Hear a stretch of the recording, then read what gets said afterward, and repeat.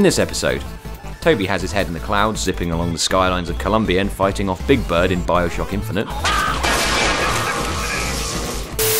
We ponder the pros and cons of the gaming industry's predilection for pre-orders. And I fight off aliens and boredom in the new TV/video game, Defiance. She didn't think you had the balls to come. I never doubted you.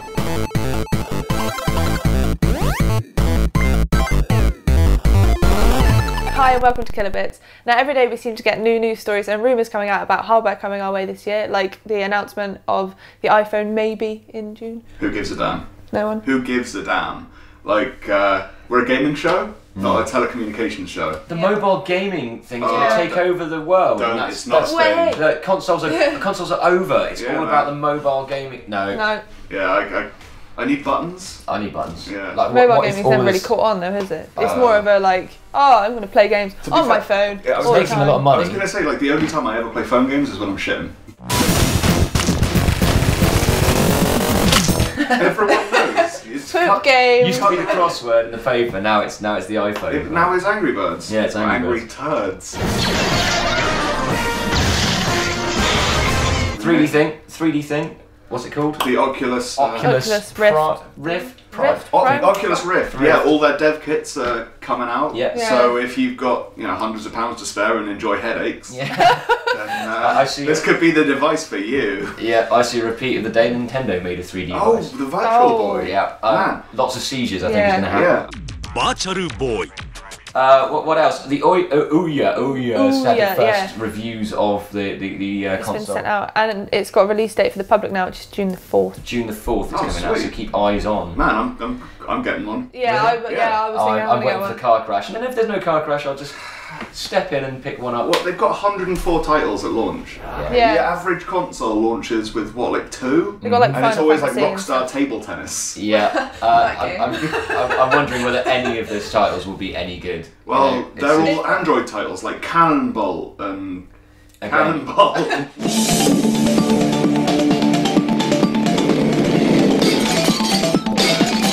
I'm still yet to be proven wrong, basically. And the first reviews have been terrible. We'll prove you wrong. First reviews have been terrible. We'll do it. Me and Toby are. Control right here. Oh! Sweet. I felt that. I didn't even do that. I think we've got trouble.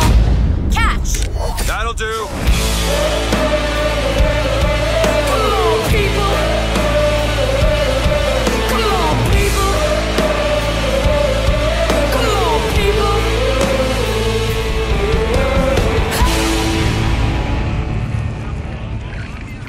Every few years a game comes along which ticks every box. A game that looks great, sounds great, and has a plot that could make angels weep.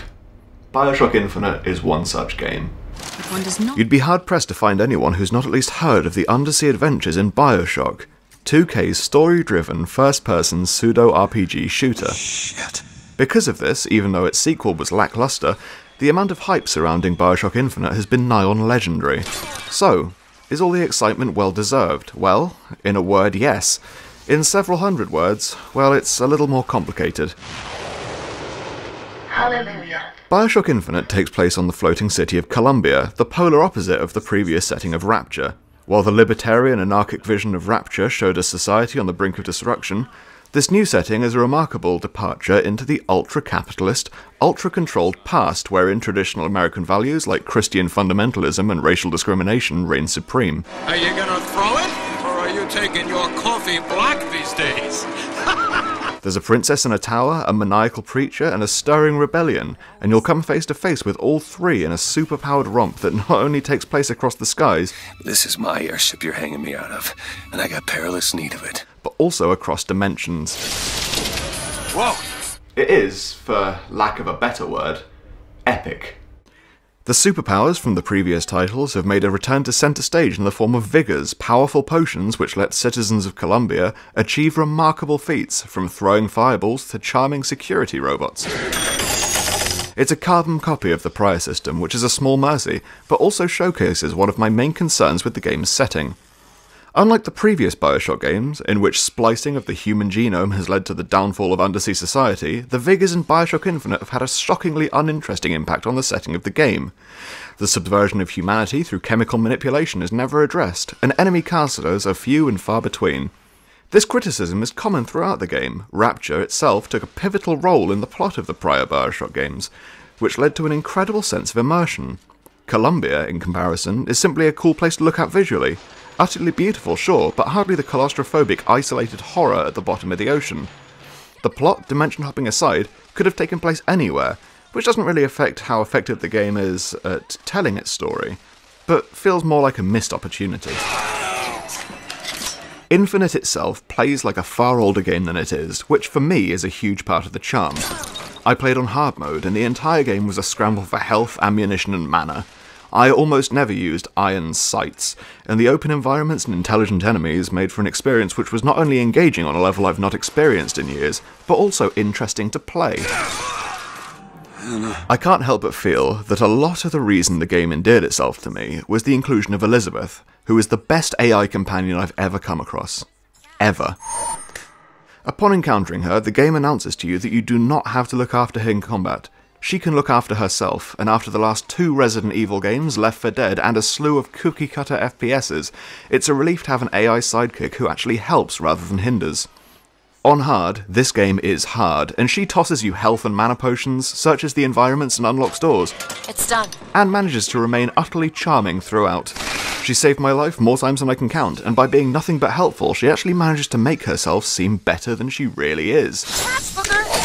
Which makes the emotional impact of the plot, in which she is the centre, even more powerful. And holy shit, what a plot. I cried like a child at the end, unashamedly and without remorse. It is an incredible story, which also happens to be a brilliant game, which is something that happens far more rarely these days than we'd like to admit. It's more than worth 7 out of 8 bits, with only minor flaws in the setting stopping it from attaining what is as close to perfection as a video game can really be. So, with that said, would you kindly go and buy a copy?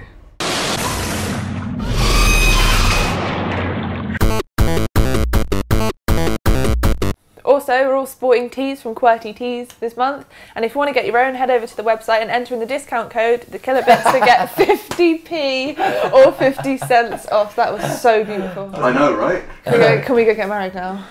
Like right now, Toby. Okay, so pre-orders. Yeah, pre-orders.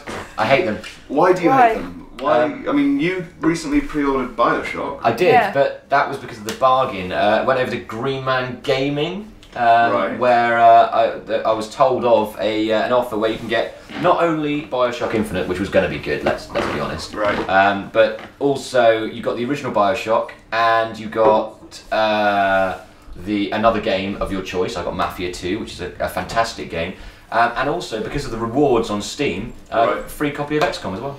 Okay, sweet. Bargain. So, Yeah. £24. so did you pre-order it just They're all for the 2K bargains? games though, right? I think so. Yeah, I think so. So what you're saying is that you paid full price for something which you didn't know whether it was going to be good or It not. wasn't full price. It was like 24 quid. Yeah, so- which was full price. Yeah, that would. I thought it was £30 on. No, that is 100% of what you were going to pay for it. That's full price. Oh, yeah. On day one. Okay? So you paid full price for a game that you didn't know was going to be any good. I mean, obviously it was going to be good, but we're talking in hypotheticals here. Because they said that they were going to give you a bunch of games that didn't cost them anything, which means that they have It doesn't cost secured them a penny. further profit Yeah. on Yeah. the final It product. doesn't cost them anything giving away those extra It's an copies. ingenious device from a marketing point of view, because people will be like, oh shit, I get all these free games. Yeah. Which, you know, if you've got more than 4 brain cells, you've already played, because Yeah. BioShock, excellent. Yeah, yeah.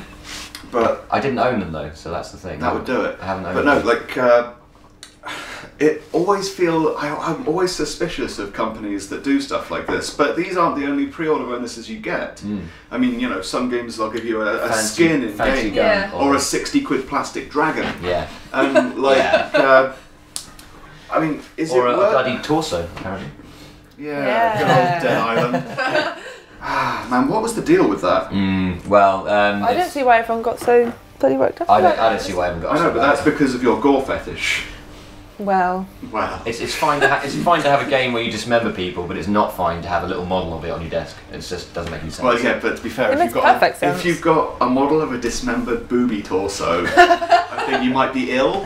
Yeah, a little bit. Yeah. It was pretty cool though. But no, that's the thing. Like, I mean, back in the day, as I said, you go to a shop, pre-order your physical copy. But is that relevant anymore? Do you think? No, it's gone. It's past. It's not relevant anymore, really. I still do it because I don't download my games. Like, I prefer to have the hard copy. Yeah, absolutely. But that's just more of like a. I pre-order things with Shop too. Yeah. Because they make it so they guarantee that you'll get it by launch day, or they give you a $5. Yeah. Yeah, and usually you get it a day before. I think I got Tomb Raider like 2 days before. Yeah, exactly. It was absolutely brilliant. And that that's a reason to pre-order things.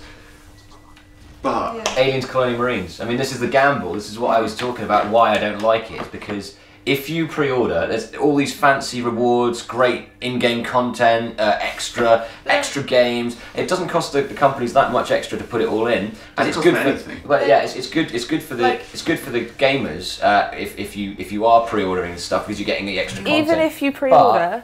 And you end up with things like Aliens Colonial Marines, which is a complete waste of time. Hundreds of people bought it before release day. No one knew it was any good. That's the thing, that wasn't even pre-ordering, that was pre-purchasing, where you put your 30 quid in, and then sort of 2 days before the game came out, it automatically downloaded the files same thing and then unlocked. Yeah. And it's just like, wow, this is pig shit. I wish I hadn't wasted that 30 quid. Well, the thing is that you're like, they've got #1 top spots. You're like gambling with anything that you buy though, because you can buy like a pre-owned game and be like, oh, this might be good, but then you're still wasting your money if it's not any good. Diablo so it would happen with anything. It doesn't matter with any pre-order. I know, but that's absolutely fine. But that's costing you less. And the reason that companies do this is to secure those day one profits. Because for a game to make money these days, it has to really be #1 in the charts. Mm-hmm. Yeah. I mean, as much as I hate to reference it, look at Minecraft. Okay. They started with the alpha funding thing, which is another new kind of... It's a new way of another kind of pre-purchasing. Kind of, yeah. I bought Minecraft back on alpha 0.0001 for like 3 quid, and back then it was worth it. It was a game full of potential. Now it's a turd. But at the same time, if you look at it that way, like people are...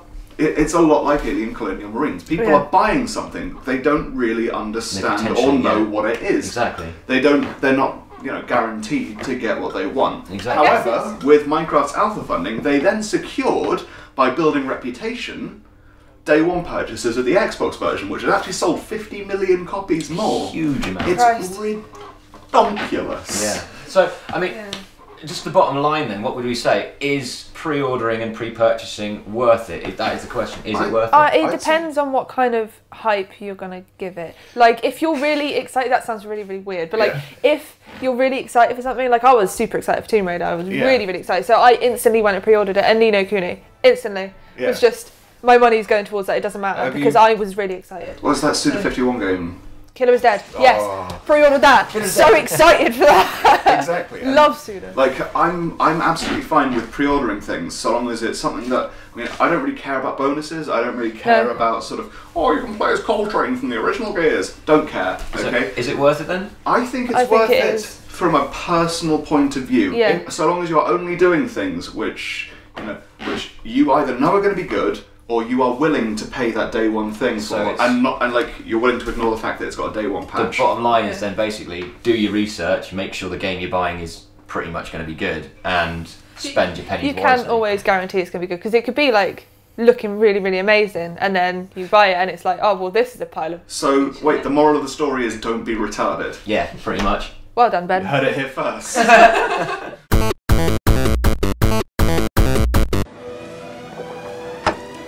Let's get this party started.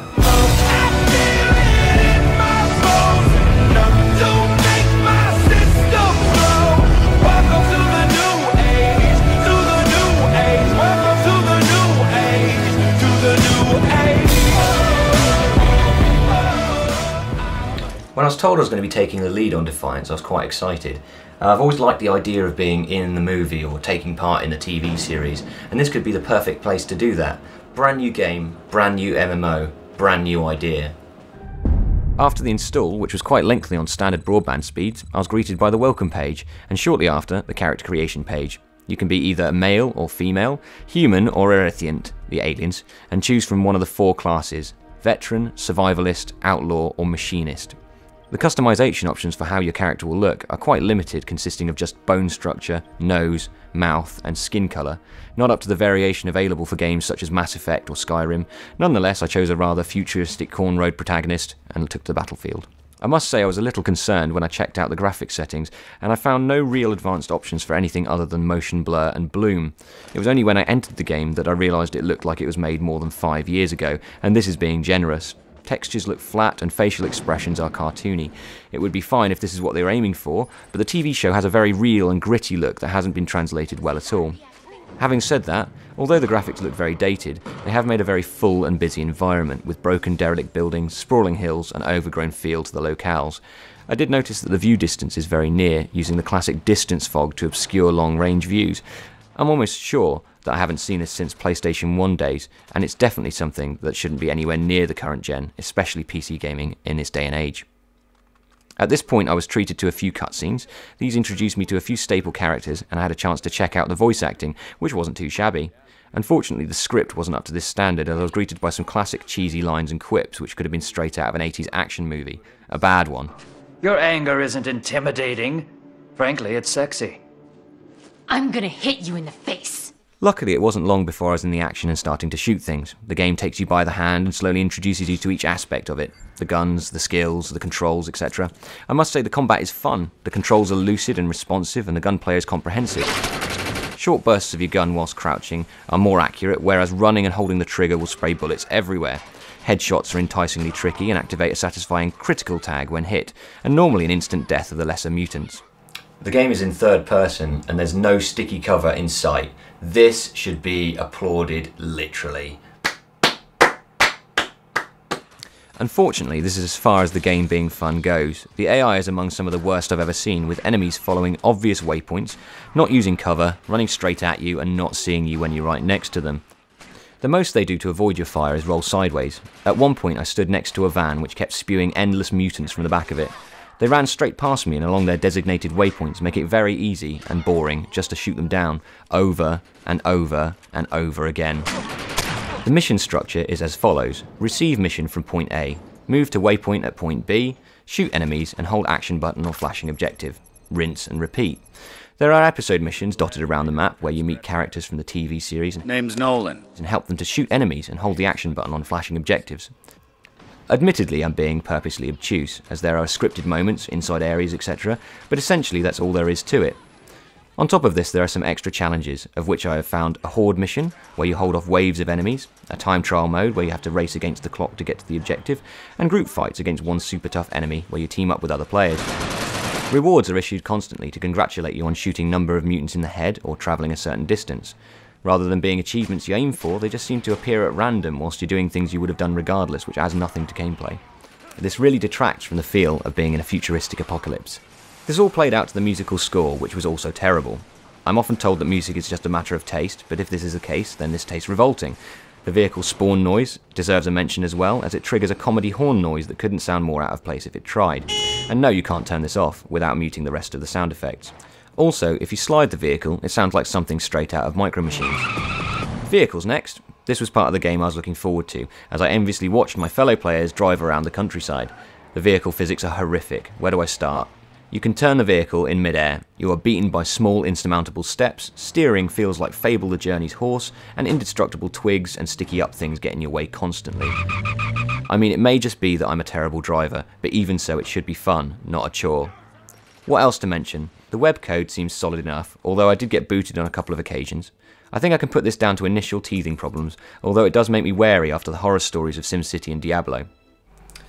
All in all, this game feels like a distraction, something you wouldn't really want to pay for, but if you did, something just to pass the time until the next best game came out. I mean, they couldn't have released it at a better time, seeing as April was really dead for releases. I mean, personally, I'd give it 3 out of 8 bits. And that's only because they didn't make yet another cover-based shooter with quick-time events. This is fun, right? I want to punch you. Defiance isn't just on consoles and PCs though, we've also seen the TV show and it's also come out as well, so Can you call it a TV show? No. Like, that's the thing, like, can you call raw sewage water? You people smell like stackles. I don't think we actually watched it properly. We were just taking the piss. No, it always looks good if you get a grey filter. Yeah, that's the thing, like, because it's a sci-fi thing, and they can't really afford talent, they just put a grey filter over everything and shaky cam over all What do you the mean they CGI. can't afford They talent? did- They've got the entire crew of Dexter on there. Yeah, they had like Rita and that other psycho woman that started fires. I've seen her boobs. Bathe with me. The makeup. Yeah, Look, and just the Boiled makeup. eggs with faces is love what it. they were. I love it. shaky So cam good. and obvious, like, costume decisions so that they could cheapen their makeup budget. Like, there was a woman that always wore, like, full clothes, like, even down to gloves, so that the only thing they had to do was, like, a prosthesis on the head. It was just so... Talking of the prosthesis, the seams are so obviously visible And on then, all like, of this stuff. Yeah. And the trouble I found was that, it, like, all of the aliens were distracting. Like, The pan shot. of yeah, the there was crowd. like a shot, and it's just slowly panning around this crowd, and everyone's like, yeah, Defiance, Defiance, Defiance. Suddenly And it's aliens. Just one dude in the Yeah, background. just like one orangutan, like, problem? Just an orangutan in shot. It was the most ridiculous thing ever. I mean, there were some good moments in it. There were good. I mean, like No. the fight scenes were choreographed really well. Actually. Yeah. They weren't. They You know, 'cause weren't you know when good. you watch something and it's got a terrible fight scene, it's really obvious. Yeah, except This for that dude was- that got punched in the asshole and fell over. Yeah, you got knocked out by being punched in the ass cheek. Yeah, like, I mean, I can understand why the show exists, and I can say, like, there were some very convincing moments, and the use Yeah. of the grey filter really made me forget that I was watching something which cost 40 quid to make. Yeah, but Yeah. I mean, the writer though, it's the same guy that did Farscape. Yeah, which is absolutely incredible, because Farscape is, like, the god of, Yeah. like, kind of budgety sci-fi. I mean, like, he's gone from talking about sentient spaceships, which cruise through space with the most relatable protagonist ever, to a dude that buries a circle in the woods. Yeah. How does Yeah. that happen? So bottom line is, it's pretty rubbish. But at the same time, I will probably end up watching all of it. Really? Well, yeah, man, nothing I else want to to know what happens to the aliens that look like boiled eggs, and the aliens that look like orangutans, and the aliens that look like fucking rock gods. Oh, and the people? So before we go, we've got the winners of last month's competition to talk about. The question was, if you were to get shipwrecked on a desert island, who would you be shipwrecked with? And the answers were given by James Mead. He came in 3rd place. If I was shipwrecked on a desert island, I would have Sonic with me, so I could have his head staved in with a boat anchor and leave him there to rot, where he could be in no more lousy cash grab. Who voted this in? That would be us, because Sonic and his autistic legion of fans need to stop. I love Sonic. Sonic No. Sonic is a winner. I don't like him being a winner, but he is a winner, 3rd place. Angus Medford, who answered a big essay about Crash Bandicoot, you're also a winner, 2nd place. And 1st place went to Samantha Norbury Webster, who said, if I was shipwrecked on a desert island, I would take Raiden with me. He can stop any passing chips with his chin. Well done to you guys. Yep, prizes will be on the way shortly.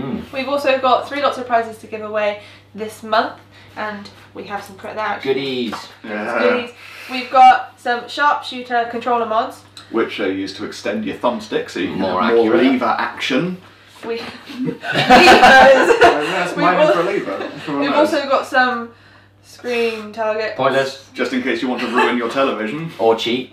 And we've also got some squid grips. In case your to give sweaty away. hands keep on slipping off the controller. Those are good. So yeah. What's the question this month, The Dom? question is, if you were to make a sci-fi series into a game, what sci-fi series would you make? I would probably go for Star Trek: The Original Series. Oh wait, they're doing that. Yep, they are indeed. Except obviously, it's the doesn't Yeah. matter. Anyway, guys, answers in the comment box below. It's UK only, we're afraid, because, you know, shipping and that. And, oh yeah, if you do a video response, you're put into... Super prize. Yeah, you're put into the super prize draw. Ben, if you would pick up the super prize for this gorgeous copy of BioShock Infinite on PC. So, yeah, get doing We that. want to see your beautiful video faces. responses, guys. You get this As always. amazing game. So do it. You're interrupting him again. As always, if you like the show, don't forget to click the like button, which is there, and the subscribe button, which Well, where's that these days? Who knows? It's up here. I think it's also like Down here. down there. And don't Both forget of them. to also like us on Facebook at facebook.com/thekillerbits, and also get on our Twitter page at the Killerbits. The Killerbits. Yeah. Anyway. Also, I have to say I'm doing my charity thing this month. I'm doing it on the 20th. Keep Why on should we be plugging this for like? Fluffy Bunny Hang Challenge. on, wait, the 20th. That's when Chubby this bunny. comes out. Chubby Bunny Challenge. I'll be doing it live stream, so you guys need to. We need donations, and you guys need to do it. Just Please. think, your £5 could be the difference between life and death for a cystic fibrosis patient. Well, Winning. they couldn't because it's like uncurable. It's not uncurable. Nice. They've got. Well, it is in a minute, but they've got. So it's uncurable then. They've got things coming on the way, meds. It helps towards meds and stuff. It does help them. It does help them a lot, and it helps them a yeah, lot. it's good. It's a worthy cause. So, yeah. So do that. Please Thanks do for that. watching.